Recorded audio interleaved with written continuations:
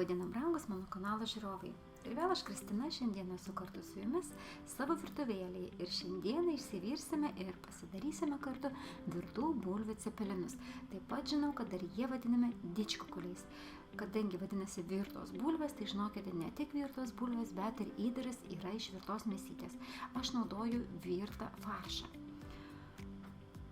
Taip pat apkepinau svogūnus, jį dėsime į įdarą, kiaušiniai, bulvės, visi ingredientai, tikslūs ingredientai, mano brangūs žiūrovai, yra surašyti po video aprašyme. Į mėsos įdarą, į virtą faršą, ir aš dar žinokit blenderiu truputėlį susmulkinau, ir jeigu gaunasi labai sausas įdaras, tai galima įdėti truputėlį buljono. Įdedu prieskonių, įdedu druskos, įdedu apkepintus svogūnus ir viską kartu išmaišau iki vientisos masės. Žinoma, labai skysto įdaro nereikia, gali žinokit bėgti. O, dar pipirai, kaipgi be pipirų. Tiesiog bemaišant jūs matysite, o gal pas jūs nebus toks, ta prasme, sausas faršas, kai buvo pas mane, kadangi aš dar su blenderio pagalba jį susmulkinau, kad būtų kuo tokia konsistencija vienoda.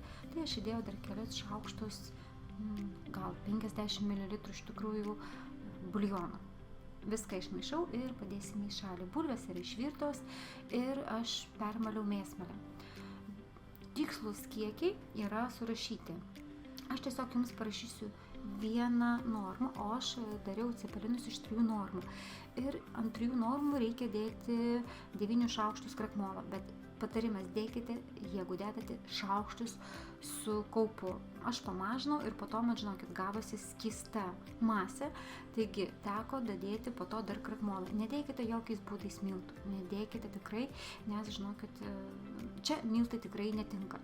Su kiaušiniais, pas mane buvo vidutinio dydžio 6 kiaušiniai, vienai normai yra 2 kiaušiniai. Tai truputėlį gavosi per daug, geriau būčiau dėjus 5, bet visą tai galima ištaisyti. Tiesiog jeigu turite vidutinio dydžio kiaušinius, galima dėti ant normos ir 1. Aš galėjau čia drąsiai dėti 5, tiesiog tešla tarp pas mane tokio bulvės gavosi truputėlį lim pačios prie rankų, tai aš dar dadėjau kelius šaukštus krakmolo. Tiesiog tvirtumą tešlos masės reguliuojam krakmolu, žinokit, nededam miltų. Jeigu būčiau dėjus šaukštus su kaupu, būtų viskas buvę gerai. Ant kur dėsiu cepelinus, aš irgi pabaršiau krakmolu ir cepelinus mes padaryti suformuotus taip pat turėsime apvolioti krakmolę, ne miltuose. Rankas pradžioje pasišlapinu, kad neliptų bulvių masė. Ir dabar formuosime virtų bulvių cepelinus. Pasidarom paplotėlį, labai plonai, tiesiog ploti nereikia. Nes man patinka, kad jaustųsi ir mėsytė, ir pati bulvių masė. Ir dedame mėsos įdaro. Tai gali būti ir vištienos įdaras, bet būtinai, brangūs žiūrovai, būtinai turi būti įdaras virtos mėsytės. Ir dabar formuojame. Į viduriuką dėjau mėsytės įdaro ir pirštais tiesiog, vos ne kaip kibiniuką galima padaryti, kaip paplotėlį, ir rankom formuojam. Kukulį galima iškulirti apvaliai, bet man labiau patinka tokia forma, kuri labiau primena cepelinus.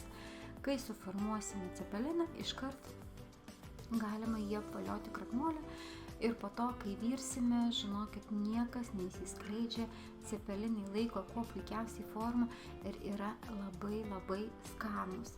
Ilgai, žinokit, vargau, tobulinau receptą, tai to dėjau, tai nedadėdavau, kažkada bandžiau ir miltų dadėti, žinokit, gaudos visai kažkokia nesąmonė.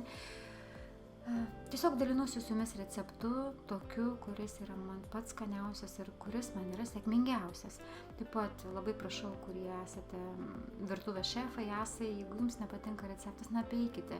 Nereikia ten komentuoti, juoktis ir tyčiotis. Nesu aš baigusi kulinarijos, ta prasme, mokyklos ar kažkoks specialus išsilavinimas. Aš esu namų šeimininkė, kuri mielai pasidalins kartu su jumis paprastais, lengvais receptukais.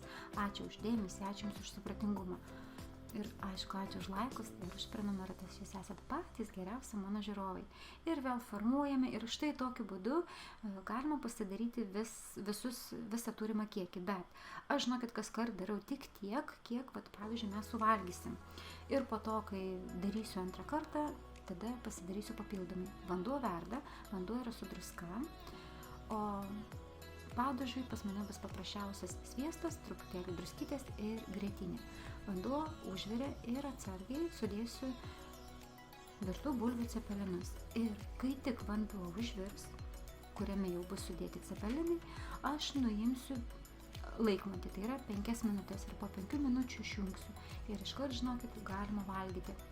Daugiau nei 5 minutės nerekomenduoju virti, nes po to jie būna tokie, kaip pasakyti, tokie burnoje, kaip tirpstantys, tokie masė įdomi, tokie slydi, man labai nepatinka. O būtent kai paverda 5 minutės, po to, kai užverda vanduo, po 5 minučių išjungus ir pradedant valgant, žinokit, pats tas patys skaniausi virtų bulvių cepelinai. Įsitripdysiu sviestą, įsidėsiu truputėlį druskos, prieskonių ir kai sviestas truputėlį atvės, įsidėsiu grietinės ir viskas. Man, žinokit, jokio kito padažo nereikia. Jūs galite daryti lygiai taip pačiai arba pasispirginti spirgučius, tiesiog tai, ką jūs mėgstate. Štai įdėsiu truputėlį druskos, išmaišysiu prieskonių. Labai patinka vegeta. Viskas, ko puikiausiai įsimaišo, ištirpsta ir nuimsim nuo ugnies. Laukiu, po kol išvirs vanduo. Labai, žinokit, skanus, lengvas patiekalas. Bulves aš, kaip ir minėjau pradžioje, aš tiesiog susimaliau mėsmalę.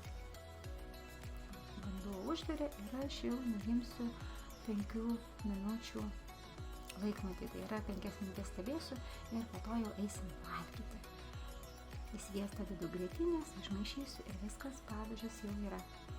O jeigu, kai bulvių masė pastovės šaldytuve, žinoma, ją reikia uždėti maistinę plėvelę ir būna kartais lyg tokia norėtų biškį suskystėti. Tai vėl, žinokit, patarimas įdėkit truputėlį krakmolo, išmaišykit ir viskas bus kuo puikiausiai.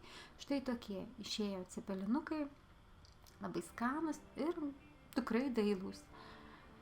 Ir galima bus valgyti. Taip pat pats paprasčiausias receptukas, aišku, yra truputėlį laiko, reikia išvirti bulves, permalti, mėsytę pavirti, irgi permalti mėsmalę arba pablenderiuoti, jeigu vertate faršą.